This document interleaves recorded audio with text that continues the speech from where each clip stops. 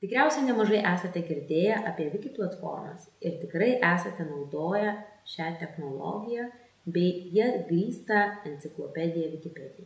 Šiame video panagrinėsime šį įrankį detaliau. Kasgi yra Wikis? Visų pirmiausia, angliškai Wiki pavadinimas kilęs nuo havajietiško žodžio greitai. Wikis apibūdinamas kaip nemokama plečiama tarpusavyje susijusių puslapių kolekcija internete. Tai hiperteksto sistema informacijos saugomui ir vystymui.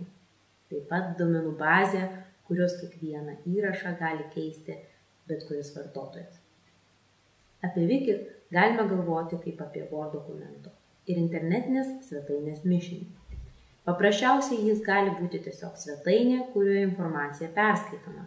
Tačiau pagrindinė Wiki jėga atsiskleidžia fakte, kad klasės ar grupės gali bendrai redaguoti turinį, naudojant viso labo įprastą interneto naršyklę.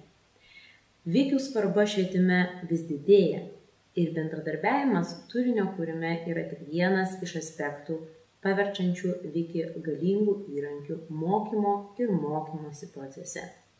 Dabar apžvelgsime savybės, kuriančias šį potencialą. Kodėl Wiki yra svarbu švietime? Štai keletas svarbiausių savybių Wikius padarančių galingų 21 amžiaus mokymosi įrankių.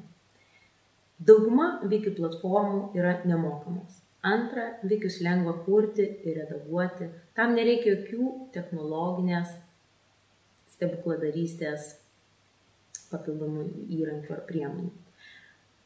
Wiki turi draugiškas vartotojams sąsajas. Taip pat, turint interneto prieigą, galima pasiekti iš bet kur šią platformą, šį įrankį. Wiki veikia realiu laiku, todėl pakeitimai matomi iš karto. Nereikia laukti naujo leidimo ar versijos. Geografinės ribos išnyksta ir moksleiviai iš viso pasaulio gali bendrauti ties tuo pačiu dokumentu. Wiki programinė įranga saugo kiekvieną pakeitimą ir todėl yra lengva grįžti prie ankstesnių straipsnių versijų. Wiki yra lankstus ir neturi iš anksto sukurtos struktūros, o tai reiškia, kad jie gali būti panaudojami daugybėje skirtingų veiklų. Wiki naudojimas klasėje taip pat svarbus aspektas.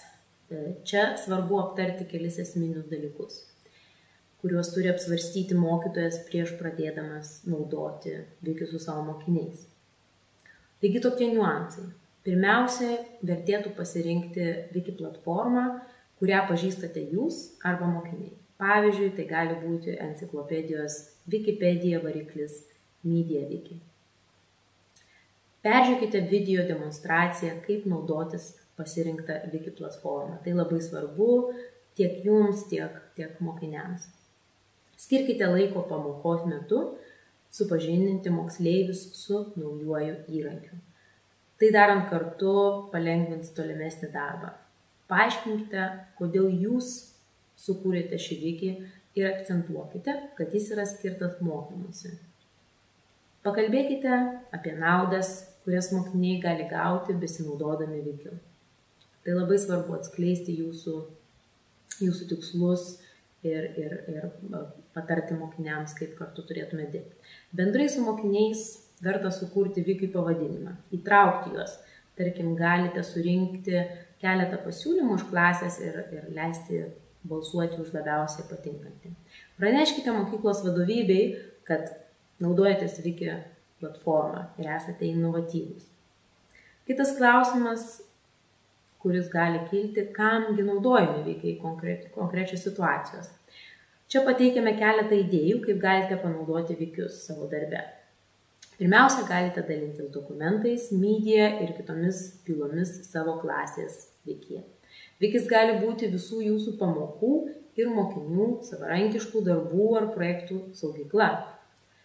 Trečia, naudodami diskusijų funkcionalumą galite bendrauti su mokiniais ir jiems padėti. Tai yra labai svarbu, kad galėtumėte įsitraukti į jų mokymosi procesą. Mokymą galite išplėsti už klasės ribų.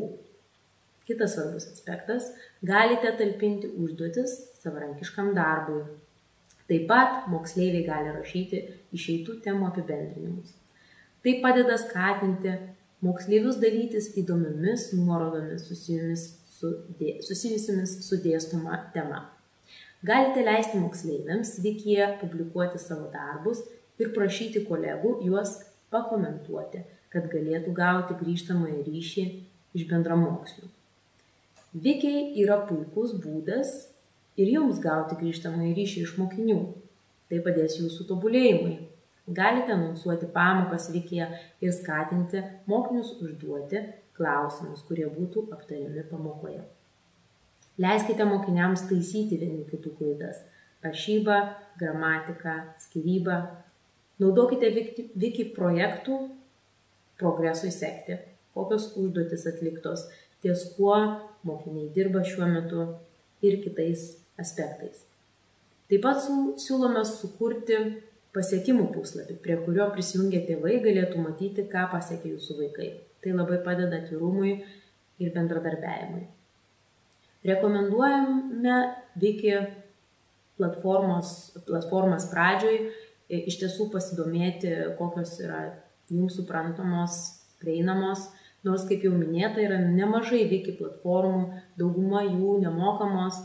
Rekomenduojame pradėti nuo Wiki Spaces, kuriuose suteikiamos bendruomenių Wiki erdvės, vizualinis puslapių redagavimas ir diskusijų vieta. Tai iš tiesų mūsų favoritas ir rekomenduojame pradėti nuo jo. Taip pat yra PBWorks, kita puikia platforma, leidžianti kurti ir naudotis Wikiais. Nemokama versija, dėja yra su reklamomis, tačiau tai išties puikia platforma.